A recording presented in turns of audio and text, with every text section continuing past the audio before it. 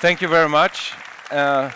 First, let me thank Miguel for summarizing what has happened over the last years. And it's during these moments when you realize it's actually quite a lot. And I'm really grateful for your friendship, Miguel, and that you took on the task to present here. So thanks a lot.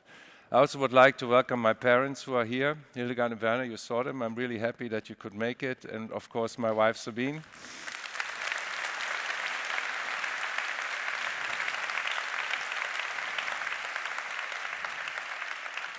And the many friends that I have, and I would call you friends, because this is what this is. EX is a family of friends, and I'm very grateful to stand now in front of you to say a few words. So, dear colleagues and guests, I'm very grateful and humbled to have the opportunity to share with you a few reflections on an issue that has been of deep concern to me in recent times: the fragility of academic freedom. As a European citizen born in the 60s, I took it for granted that I would spend my life in a liberal democracy where one man or woman has one vote and that human rights are irrefutable. I, like many of you, took it for granted that I would live in peace and that my national pride can easily be satisfied by supporting my national football team. So I had no desire for nationalism. I grew up in a society with a robust social security network and an intact healthcare system. I could, like all of you, travel without restrictions, voice my opinion without fear, and study in an environment of academic freedom. Today, we all take it for granted that we meet here in Copenhagen for an undisturbed scientific exchange, express different opinions and debate without government interference. But we cannot ignore the signs that indicate that times are changing. I remember very vividly when I for the first time, heard the term alternative truth. I mean, this doesn't exist, yet the term was out. Until that point, I had always assumed that there's a ground truth that is universally recognized and accepted, and I supported the constant struggle to find that fundamental truth by applying scientific evidence and by following the strengths of the best argument, like we do in this conference today. Or as Winston Churchill once put it, the truth is incontrovertible, panic may resent it, ignorance may deride it, but in the end, there it is. As this principle is increasingly challenged and violated, the value of academic freedom and its vulnerability have come into focus. And I will spend the next 20 minutes or so to define what academic freedom is, how it is legally protected, explain its benefits, which goes beyond wokeness, by the way, and try to convince you that each one of us has a responsibility to maintain its integrity. So let me start by briefly discussing what we mean by academic freedom. In short, academic freedom refers to the right to research, teach, and express ideas without undue interference. The notion of academic freedom has a long philosophical tradition, from Socrates' critical inquiry to the Enlightenment, ideals of free thought advanced by Locke, Kant, and Mill. One of the most important advocates of academic freedom, as we understand it today, is the German philosopher Wilhelm von Humboldt, who founded the first modern research university in 1810 in Berlin, the very university that I'm a proud faculty of today. Humboldt was a visionary reformer who believed that the free pursuit of truth is the foundation of genuine progress. In his influential writings and policy proposals, he argued forcefully for what we recognize today as Lehrfreiheit, the freedom to teach, and Lernfreiheit, the freedom to learn. He believed that true knowledge emerges not from written transmission or from dogmatic oversight, but from critical thinking, open-ended discovery, dialogue, and personal intellectual development. In his own words, the university should treat learning as not yet wholly solved and always regard it as something to be constantly sought. When tasked by the Prussian government to rethink the higher education system, Humboldt championed a radical departure from tradition and put the principles of academic autonomy and reasoning into practice. He insisted that universities must be places of unfettered inquiry, shielded from both state and ecclesiastical control. He structured the university as a space where professors and students alike could pursue research for its own sake, rather than the dictates of political leaders or market forces. He insisted that universities be governed by scholars and that academic appointments be determined by scientific merit, rather than political loyalty or religious convictions. Thanks to Humboldt's unwavering advocacy, academic freedom became enshrined as a core principle of the modern research university. His model spread not only across Germany, but set a global standard. Now let's shortly look on how academic freedom is, in principle, protected these days. In the aftermath of World War II, policymakers in Europe understood that academic freedom must be protected against future political interference. Various legal frameworks, such as Article 5 of Germany's constitution, therefore recognize that academic freedom as a fundamental right, distinct from general free speech, reflecting its societal significance in protecting the independence of research and teaching. In the European law, academic freedom is primarily enshrined in Article 13 of the EU Charter of Fundamental Rights, which guarantees that arts and scientific research shall be free of constraint and that academic freedom shall be respected. The Court of Justice of the EU interprets this right as protecting both the individual freedom of researchers and the institutional autonomy of universities. While its direct application is limited to situations within the scope of the law, Article 13 also influences related domains, such as research funding, cross-border education, and scientific cooperation. Recent EU initiatives through European Parliament, Council, and programs like Horizon Europe have sought to reinforce these protections, signaling a growing political and legal commitment to safeguarding academic freedom across the Union.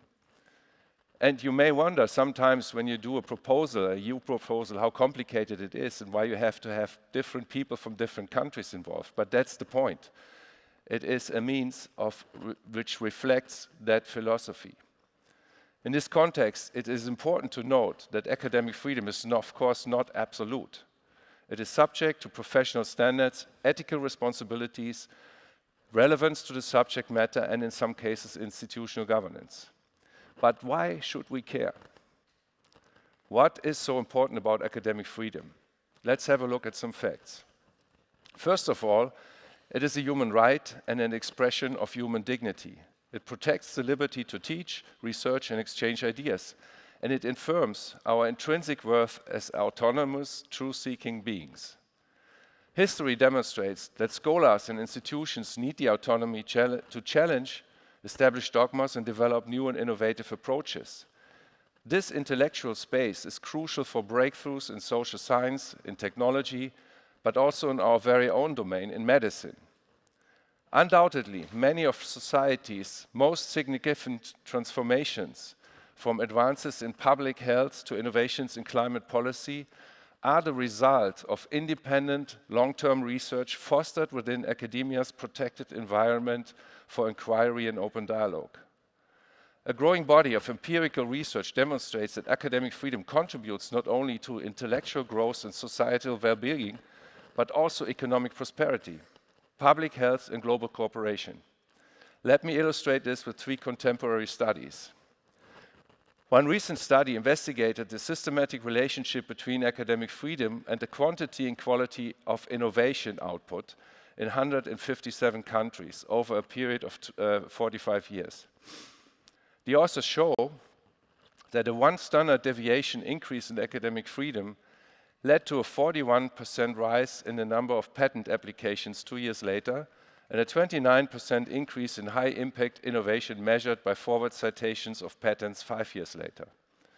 The message behind these numbers is simple yet powerful. Innovation flourishes with a high level of academic freedom, as simple as that. Unfortunately, the reverse is also true. When countries start to restrict academic freedom, they inevitably slow down the very engine that drives new technologies and ultimately progress and prosperity. The positive effects of academic freedom also extend beyond simple innovation metrics to broader economic performance. Our second example is a longitudinal study covering more than 120 countries over several decades, which found that academic freedom correlates positively with higher productivity growth, measured in terms of a country's labor productivity as well as general productivity. The study supports the notion that academic freedom, when supported, and that's a prerequisite, when supported by high-quality legal systems and within a democracy, translates into a measurable increase in economic productivity. The third study I would bring to your attention shows that higher academic freedom is consistently linked with more international research collaboration, something that we all want and that all of us do. The meeting is proof of this. The authors demonstrate that higher academic freedom exerted a positive and statistically significant effect of both the formation and maintenance of cross-border research ties. This effect was particularly pronounced in the arts, humanities, and social sciences, fields that are typically more vulnerable to political constraints. The correlation was, however, also found in the domain of science and technology. Taken together, this research shows that academic freedom is not merely a normative democratic value, a key element of human rights, and an expression of human dignity, but also a measurable determinant of societal innovation. Its effects are both direct, through enabling independent, high-quality research, and indirect, by stimulating economic productivity and the international exchange of knowledge. Let us now address the question, is academic freedom fragile and currently at risk? Before I discuss the current state of academic freedom, I will draw on an historical example that demonstrates the fragility of academic freedom. This example again involves my hometown, Berlin, and my academic home, the Humboldt University in Berlin, the very university that was leading the idea of academic freedom. During the Nazi dictatorship, the Humboldt University, the very institution that helped develop the principles of academic freedom as we define them today, became a symbol of their ultimate defeat. On the 10th of May 1933, students of the National Socialist Student Union and professors publicly burned over 20,000 books in front of the university. This public event was initiated and led by the Ministry of Propaganda under Joseph Goebbels and was musically accompanied by a military police brass band. Among the authors whose books went to flames were Thomas Mann, Sigmund Freud, Albert Einstein. You know these guys. At this point, the Ministry of Education declared race science as the future basis for studying at German universities. So that was the major principle, race science. In the following years, countless excellent scientists involving Albert Einstein, Fritz Haber, Lise Meitner, and others were forced to leave Germany, along with writers, artists, and intellectuals. By 1939, 45% of professors had already been dismissed or replaced by the Nazis. This unprecedented mass exodus of minds could never be recovered and continues to impact German culture and science today. The German language, formerly a leading language in scientific literature, no longer plays a major global role. We talk English here. The empty library, which you see on the picture to the right, is a public memorial in front of the Humboldt University today and commemorates the Nazi book burnings. The empty bookshelves that you see there are a striking reminder of the fragility of academic freedom in times when democracies and their legal systems fail. That is history, you might say. Now, where do we stand today? According to the Varieties of Democracy Institute, we are experiencing a global wave of autocratization. What do I mean by this? In 2024, we had about 70 elections in countries last year. For the first time in over 20 years, the world now has fewer democracies than autocracies. Liberal democracies have become the least common regime type in the world. We only have a total of 29 liberal democracies left in 2024. We live in times when nationalism is again on the rise in many European countries. The European Union, which is too often portrayed as an organization of overwhelming bureaucracy and intrusive overregulation, rather than what it really is, the guarantee for more than 500 million people to live and share a life in prosperity and peace. In many countries, academic freedom is increasingly threatened by populist parties, regardless of whether they are left-wing or right-wing. As in the past, the favorite weapon of autocrators is media censorship, undermining elections and civil society, and restricting academic freedom. Ground truth is replaced by alternative facts. Quantitative evidence on the development of academic freedom comes from the Academic Freedom Index, which was also developed by that very institute. It assesses the de facto levels of academic freedom based on 5 indicators: the freedom to research and teach, the freedom of academic exchange and dissemination, institutional autonomy, the integrity of campus, and the freedom of academic and cultural expression. In its 2025 update, the report identified 34 of 179 countries that had experienced a significant and substantially meaningful decline in academic freedom over the last 10 years. Only 8 countries, on the opposite, showed an improvement in academic freedom. And you see the graph there. The report also sheds a light on the relationship between anti-pluralist parties in government and the decline of academic freedom. The more anti-pluralist parties are in government, the lower is the academic freedom index. Here's an example to illustrate this. And Piotr, forgive me. In 2015, a right-wing anti-pluralist party won both the presidential and parliamentary elections in Poland.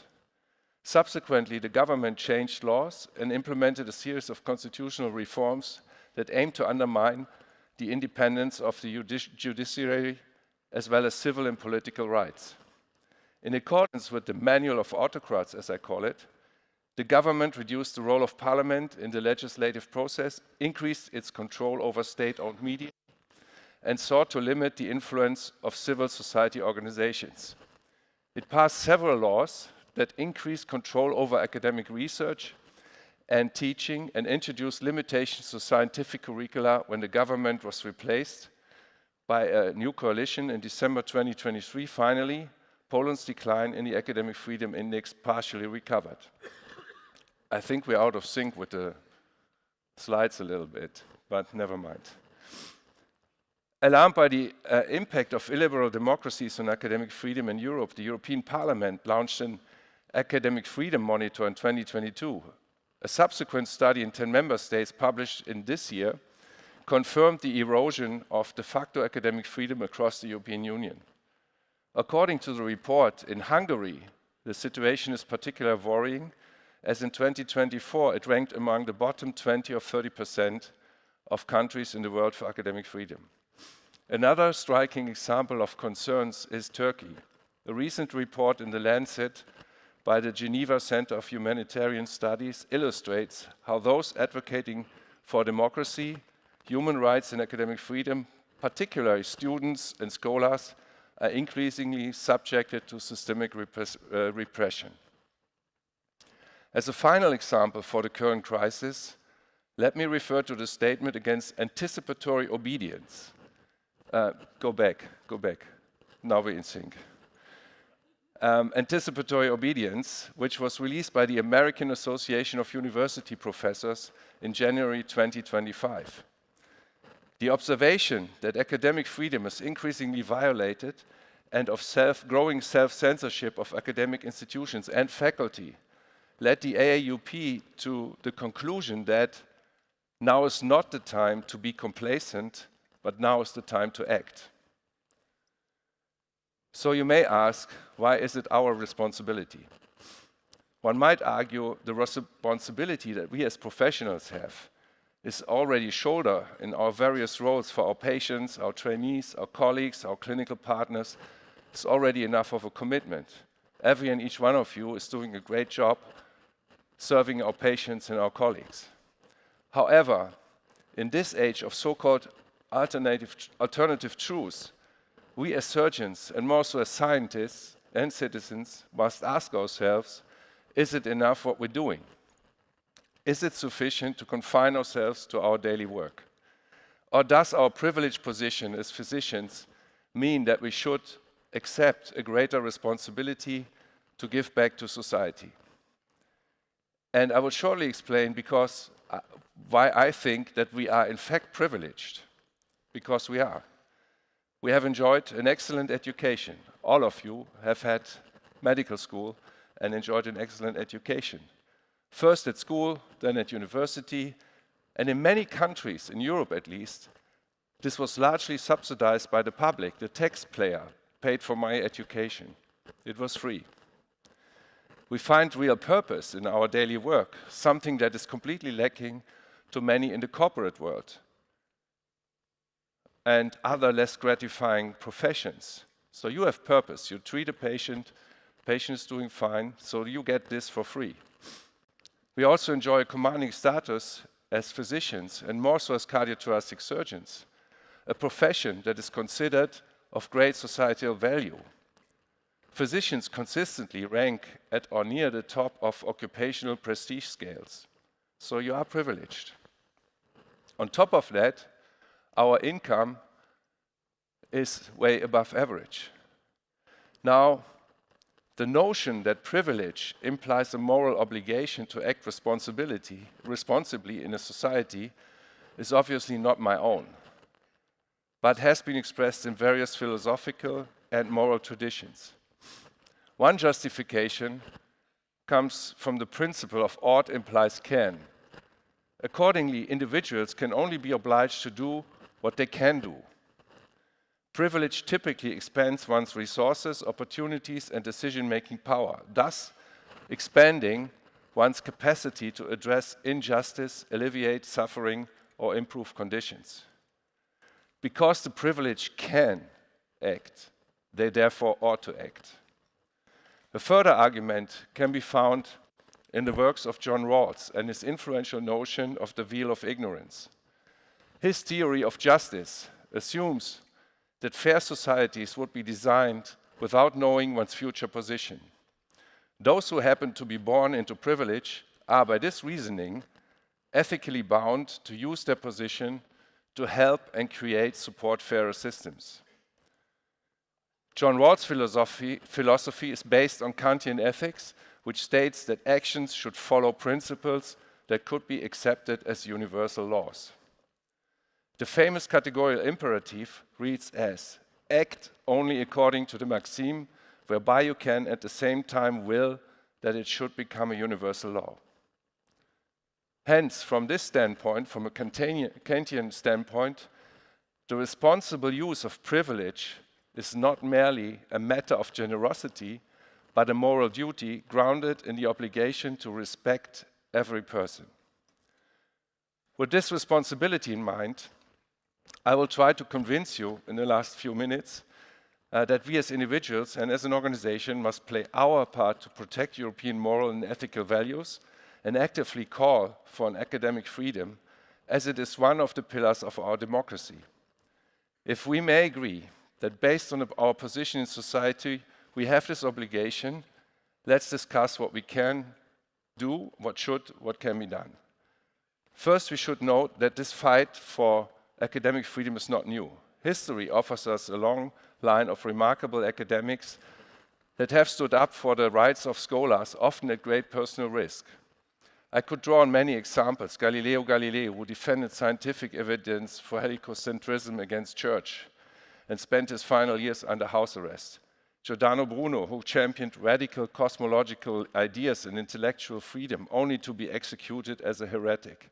Andrei Sakharov, a Nobel laureate physicist, who became a dissident in the Soviet Union, calling for intellectual and political freedom while facing persecution, surveillance, and internal exile. But allow me to take you back to Berlin, as I would like to discuss the example of Rudolf Virchow, formerly professor at the Charité in Berlin. He was one of Germany's most distinguished scientists and public intellectuals. He was not only known for his foundational work in cellular pathology and public health, but also for his impassioned defense of academic freedom. His advocacy was deeply rooted in his belief that scientific progress and societal well-being depend on the autonomy of scholars and universities that host them.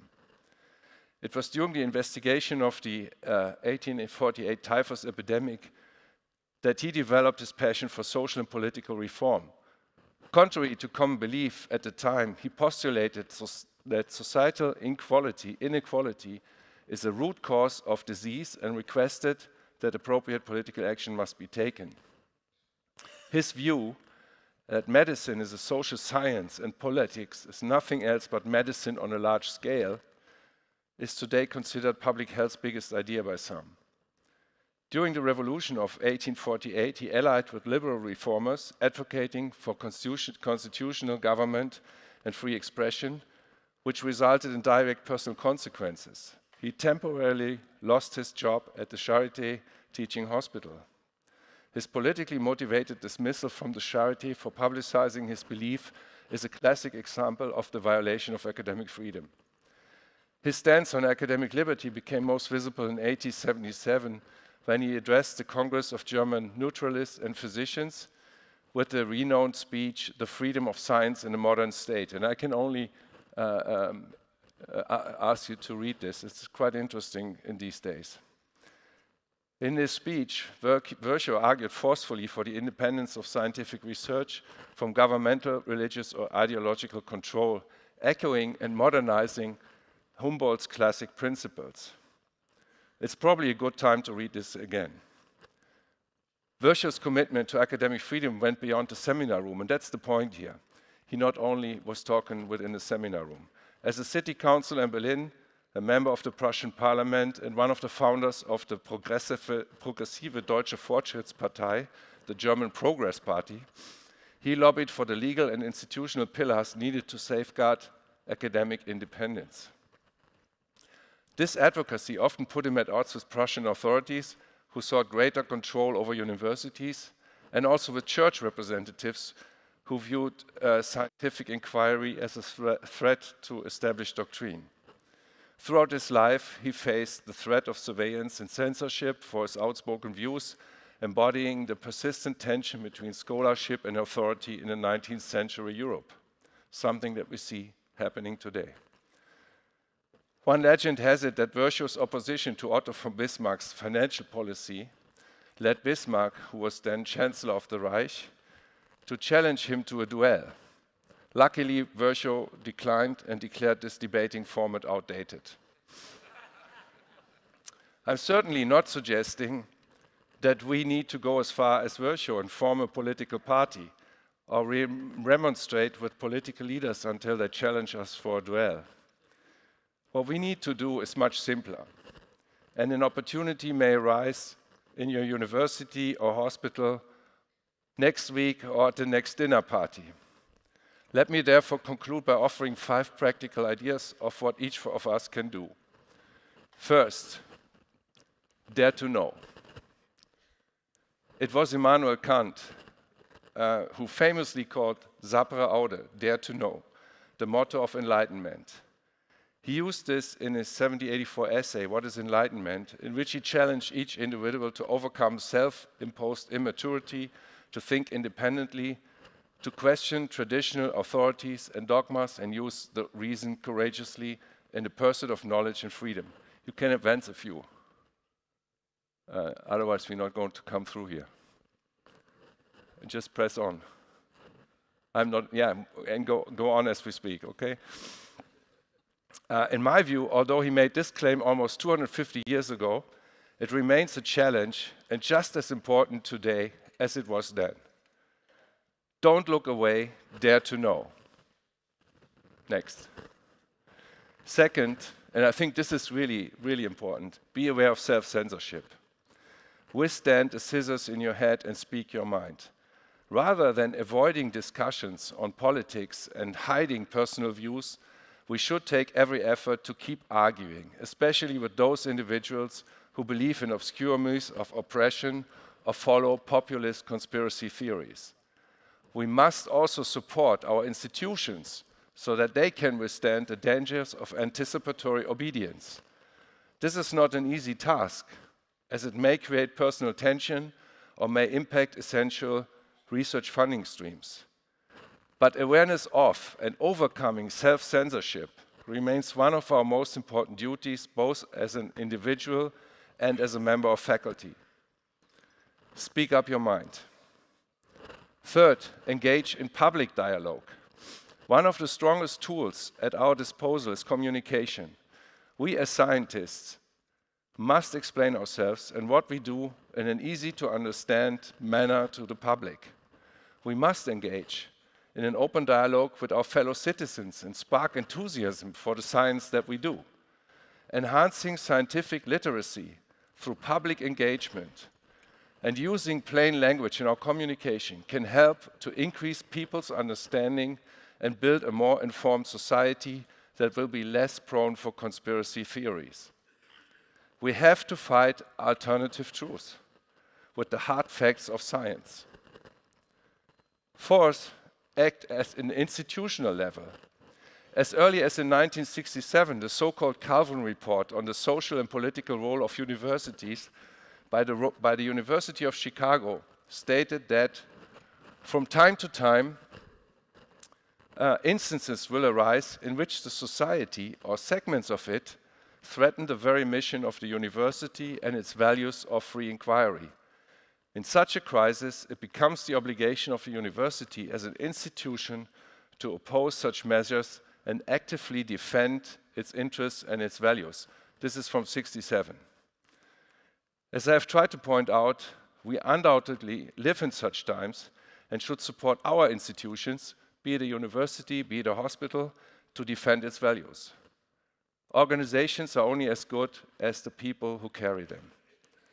Fifth, engage in our professional society, which is in this case EACTS.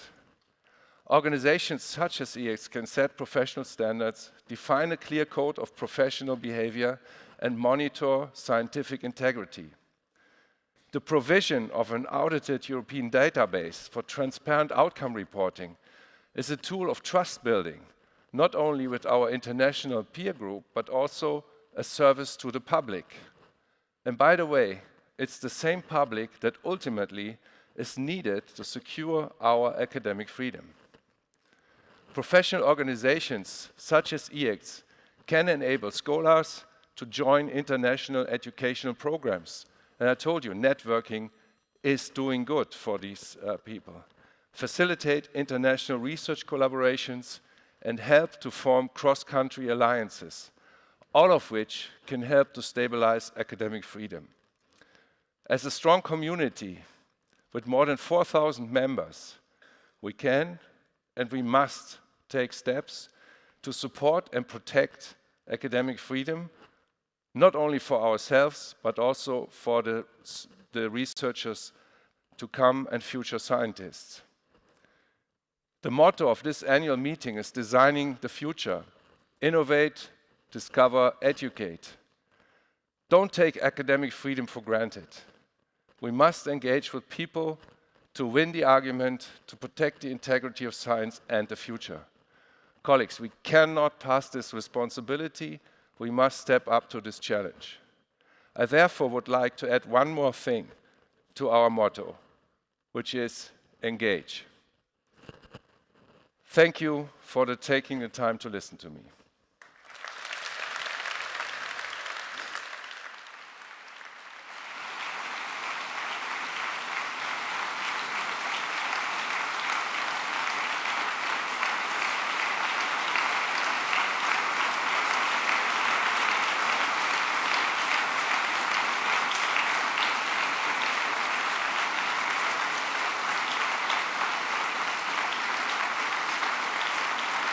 Thank you.